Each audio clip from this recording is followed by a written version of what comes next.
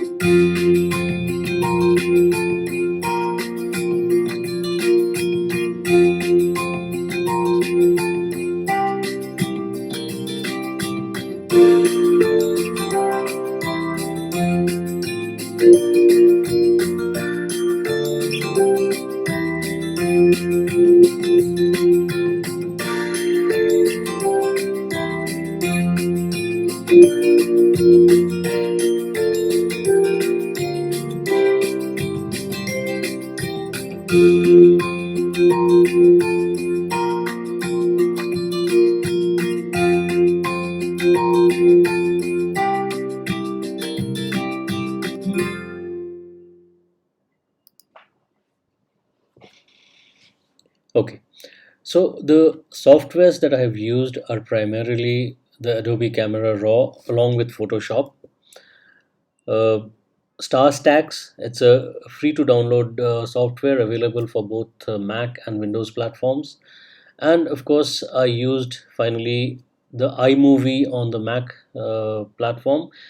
You can alternatively use the Windows Movie Maker on the Windows platform. So having said that, let me start off with the procedure. Okay, I downloaded all my raw files onto this folder called the Run Resort Trails. There are, I think, roughly around 190 odd files in this particular sequence. Let me select all, deselect these two, and then I open all these 191 files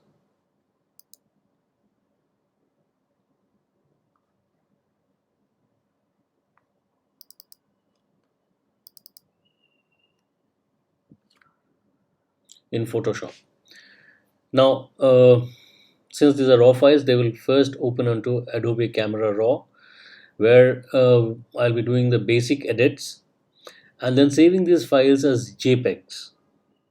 Now, instead of Adobe Camera Raw, you can do this particular process of basic editing in Lightroom as well. And here we have all the files. So I select any one of the files. The edits that I would like to do is this is actually I would like to bring down the color temperature a bit because this is around 4800. I would like to bring it down to about 4200. uh, Increase the tint by maybe 4 or 5. I'll increase the exposure a bit. Now, a word of caution here. Even though the foreground in this particular image looks pretty dark, please don't increase the exposure or don't open up the shadows too much, because ultimately when you stack 190 odd images or whatever number of images that you have uh, shot, the cumulative effect of that would be making the foreground much brighter than what it appears in one particular image. So I leave it at this particular value, say plus 0.20. I would like to increase the clarity a bit to make the stars pop. Not again, not much, because that might add a lot of noise. Say plus 5. Then I will go down to the optics and check the box to remove chromatic aberration. Use profile corrections. In this particular case, the profile correction is built into the camera, so it won't make much of a difference. Again, go back to basic and increase the saturation to maybe say about 20. Okay, that's about it. And now I will crop this particular image to an aspect ratio of 16 is to 9 to make it more cinematic or video uh, like. Okay. uh, as you can see that the image has shrunk a little bit. Now I would like to keep more of the sky than the foreground, so I'll lift it a little, and maybe I will also bit from the left to cut out that light that is coming from some vehicle passing there. Okay, so that's about it. I'm done with all the edits. Now I need to sync this to all the files in this, so I select all files, command A on the Mac or control A on the Windows, and click this particular icon, which opens up a window saying synchronize. There are a lot of boxes. The boxes which are already checked by default, let them remain so. Make sure that the box for crop is also checked, because we have cropped one of the images, and if I don't check this particular thing, then all the images will not be cropped. So having done that, click OK, and now all of them are synced. Okay, having done that again, now I intend to save all these files as JPEG files to a location of my choice. So I select a folder and I name a particular location where I want to save. I already saved these files as JPEG files, so I will not save them again. Also, the one other thing that I would do is limit file size to, say, in this particular case, I have done about 500K. Mind you, the files could range from anything from 30 to 60 MBs or maybe even more. So if you save so many files, it not only uses up your hard disk space, but it also increases your processing time. So I will limit this file size to about 500K, and that's about it. And then click save so that the files are saved in the desired location as JPEG files. In this particular case, I'll click cancel because I don't need to save them twice. So having done that, I exit Photoshop,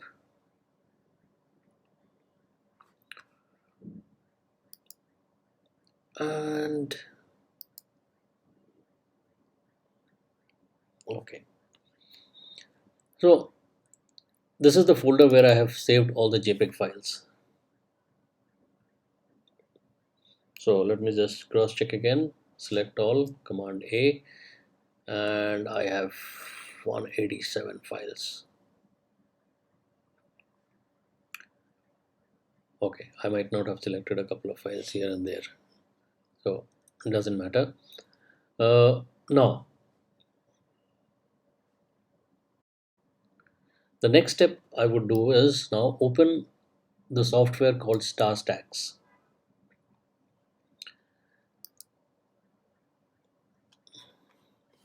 It's a simple software, not too much of complications. All you need to do is drag and drop all these selected JPEG files,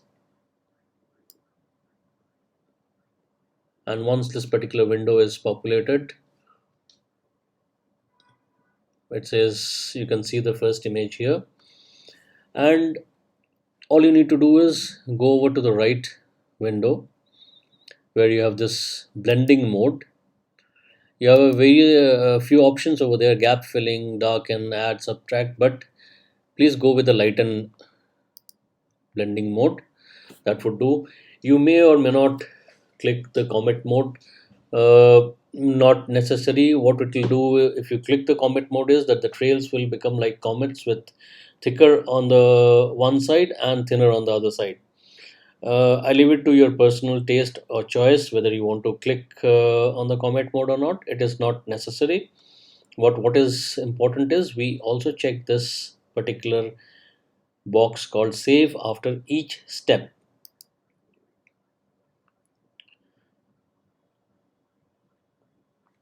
Now, when we do that, it says image name. Let this be whatever it is. You don't need to change that. It also starts at 0. Yes, let it start at 0, no issues. The output folder is something which you may like to say, where you want to save all these files of from StarStax. In this particular case, I have already saved them as a folder called Resort StarStaxed. So I will not save them again.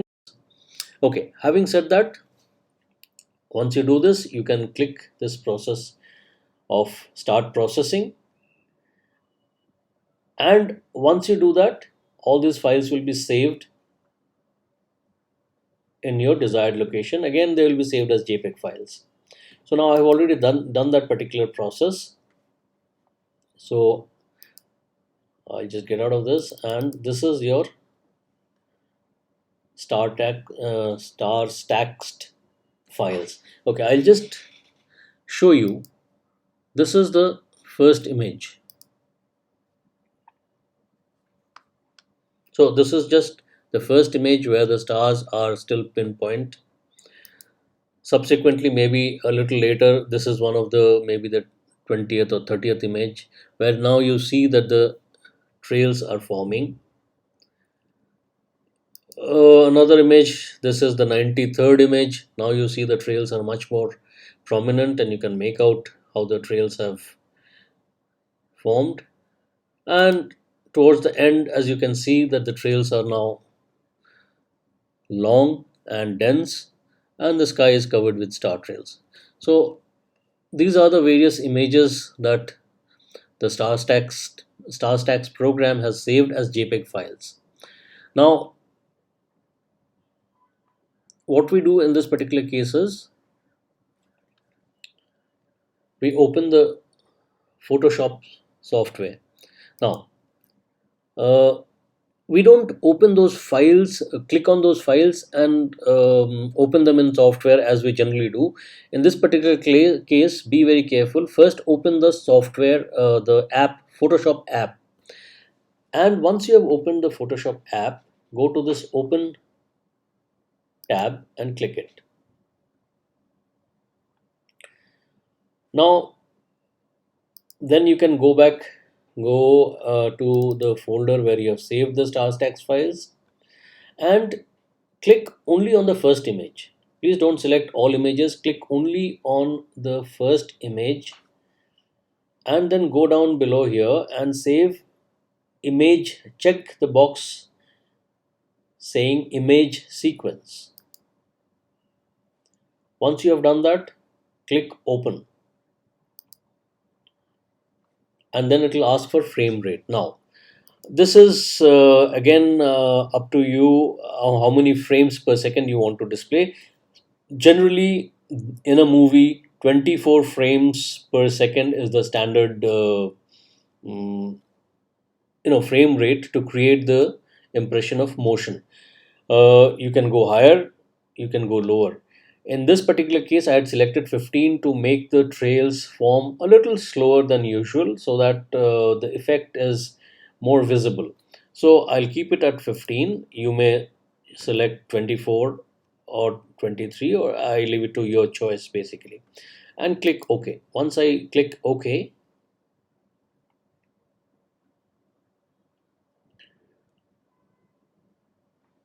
this window opens, and as you can see, it is only the first image in the sequence that opens, that is layer 1. However, it does create a video group 1 as well. Now the next step is to go to file,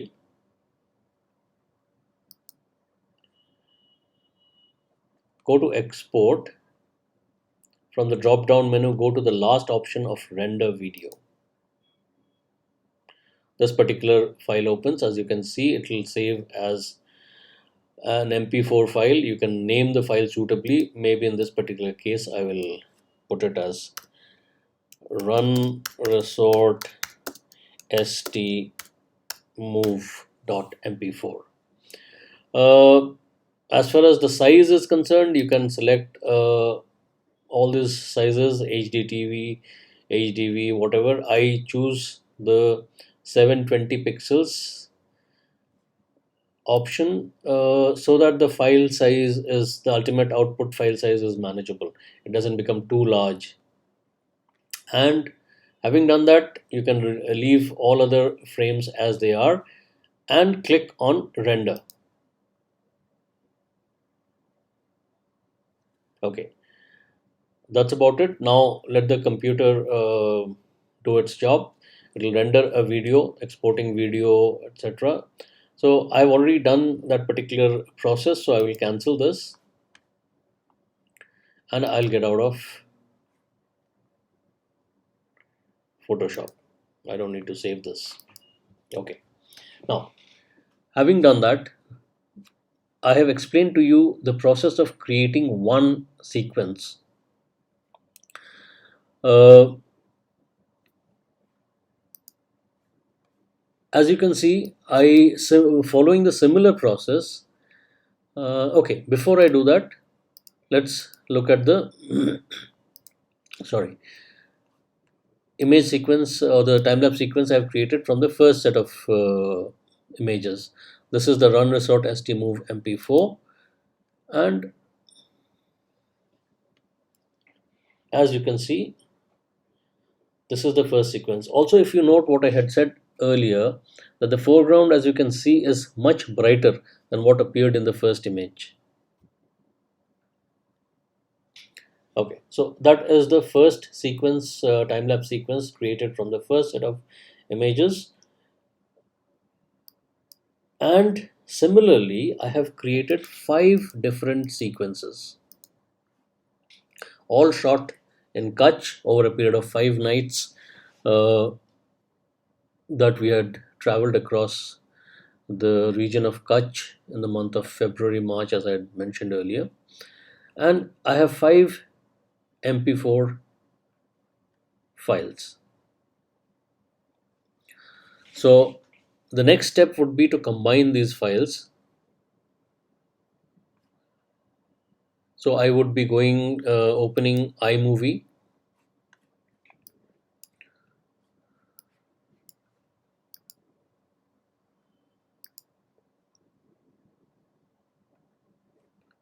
and I would like to import media.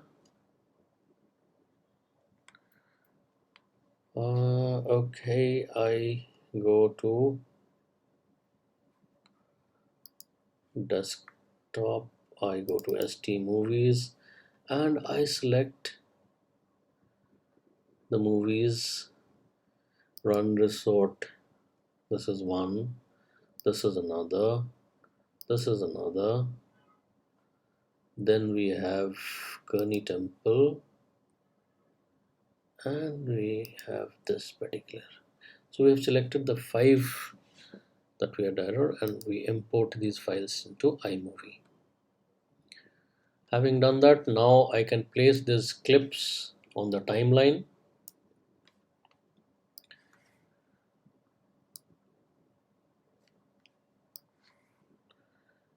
in the order that you want to place them in. I'm placing them in the order in which I shot them over the period of 5 nights, as I mentioned. Having done that, uh, I generally put some sort of a transition to make the transition from one video to another smoother. I would put cross dissolve and do the same thing for all of these.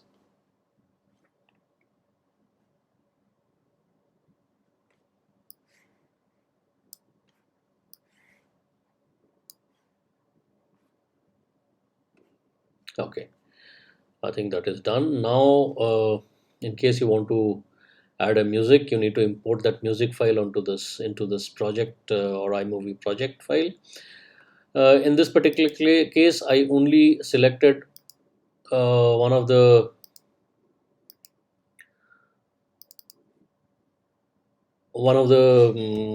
free to download musics already available in the iMovie library.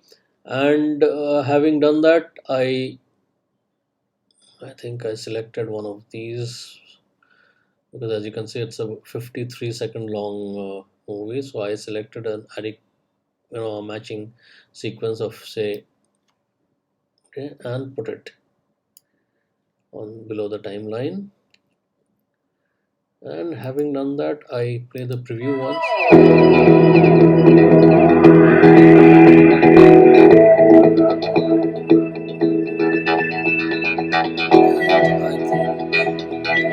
Done. So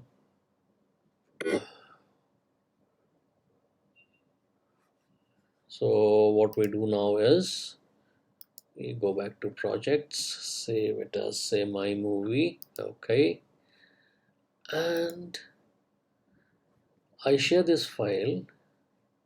This, okay, select my movie, go to file, share as a file. It will save, as you can see, as a iMovie file. And I say next. It will save it onto the desktop. Save. In this particular case, I will not save it again because I've already done this particular exercise. So we exit iMovie and go to the desired location where the file has been saved. And I have named it Kachi Trails, and I open it with QuickTime to see the final result.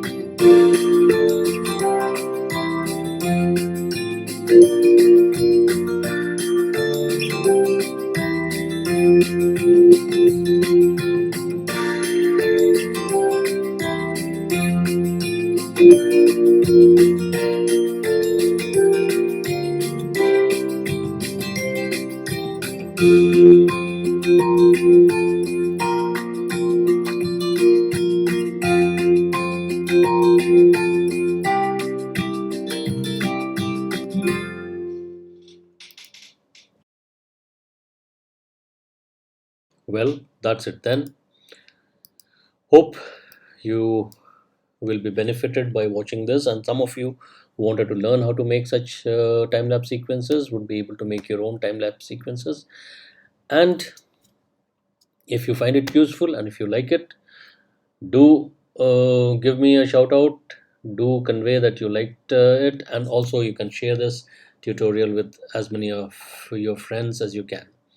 Thank you. Bye bye.